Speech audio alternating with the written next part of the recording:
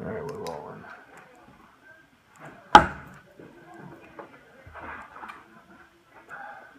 Hi, how are you? Hi, I'm great. So tell me about this lesson and tell me what happened and just kind of give me the debrief on how you thought everything went. So on Wednesday on PD, we learned about academic conversations and how to start having them with our classes. And there's different components of having an academic conversation. So in our math team, we figured out, okay, how do we start this? And so I made this organizer to start having students like really get to figure out how to do one part well.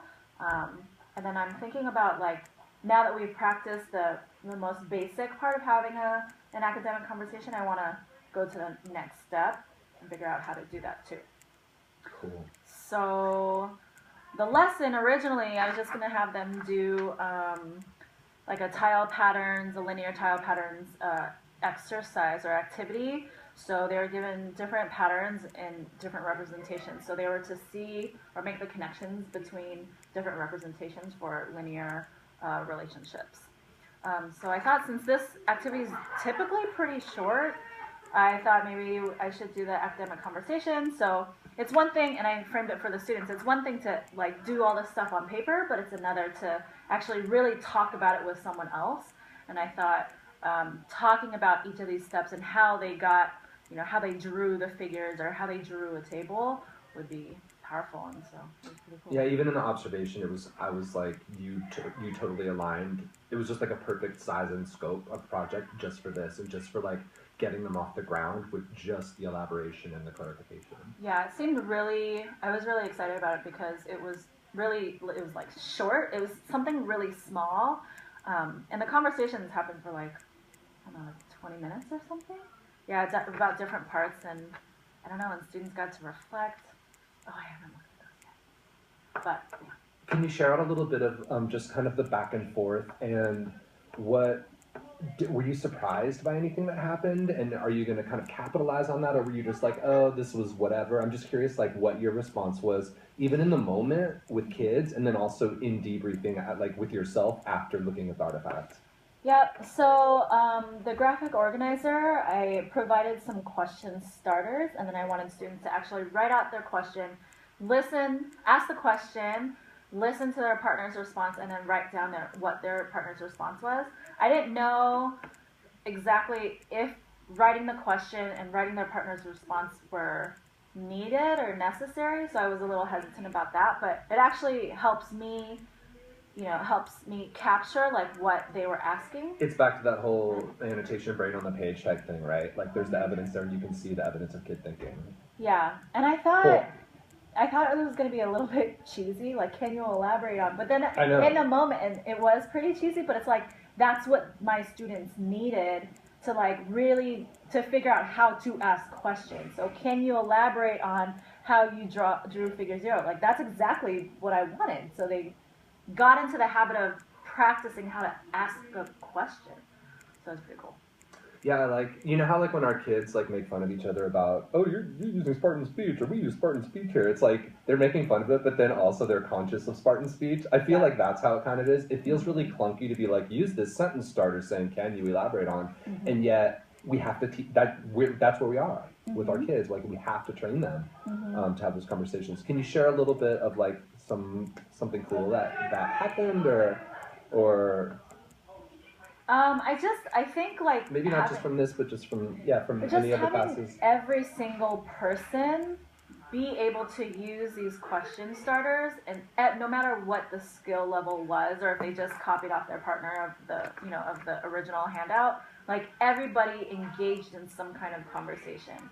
I think it was the access point was achievable for everybody, whether it be asking questions because they actually don't understand linear relationships, or asking questions like they just want to check their partner and make sure that they knew how to represent slope or the y-intercept. I love how you point to the multiple access points that were available in this activity, because that was super clear to me too.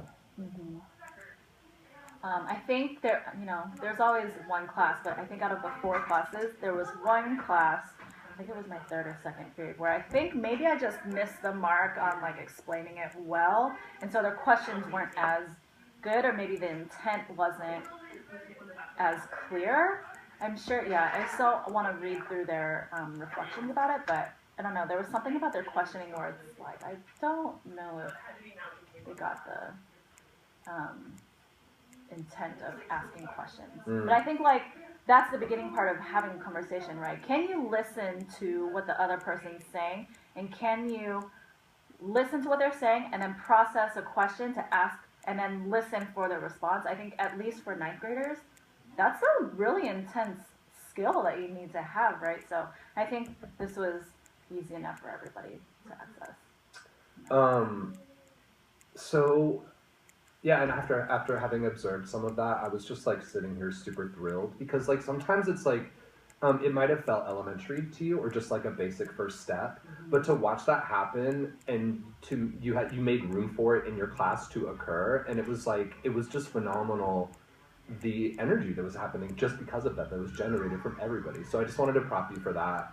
And then I wanted to say that I wanted to ask you, like, do you think you're going to go from here? Like, what's your trajectory, or what's like the next thing? Like, is it another type of talking? Is it deepening this talking? I'm just curious, like, where you see the next piece going after this. Yeah, I feel like there's two routes I can take. One of them is staying with this graphic organizer and making the math content more challenging, and not as like cookie cutter-ish.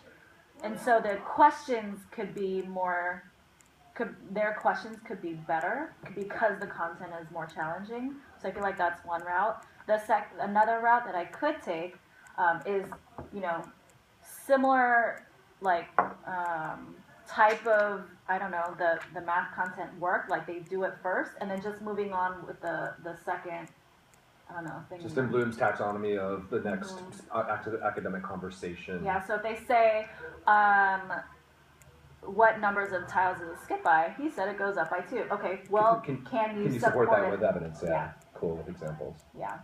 So yeah, you can move forward with them. You can make the math richer. You can make the conversation richer, more difficult. Or it's just like kind of toggling with those two pieces. Yeah. Mm-hmm.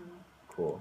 Yeah, and I feel like if I go the route with this one, supporting with examples, I could just add another column or something with this one's like, what are their examples that they cited or that they said. That's very cool. And the last thing that I want to leave you with also is, you were the first person to fire off a totally like 1.0 organizer after that conversation. And it's just like, that just sets the tone for everybody when people see that. And MJ was doing it with the annotation last time, and I'm totally feeling the like spurring to action and not even caring, like totally not even caring, like, yeah, this is not even perfect and I don't care because like we need to get our kids talking, you know? So just ups to you for that. Thanks. And I just felt like, personally sometimes, if something seems too hard for me to do, I was like, I'll do it later, I'll focus on that later. This seemed actually really easy for me to process and say, yeah, I can roll this out. Like, the activity is pretty short. This could not kill some time, but this could actually take like a good chunk of time. That's really like easy for me to facilitate, because you're trying to unload a little bit of that heavy lifting and the talking too. Yeah. Awesome. Thank you so much. Thanks, Steve.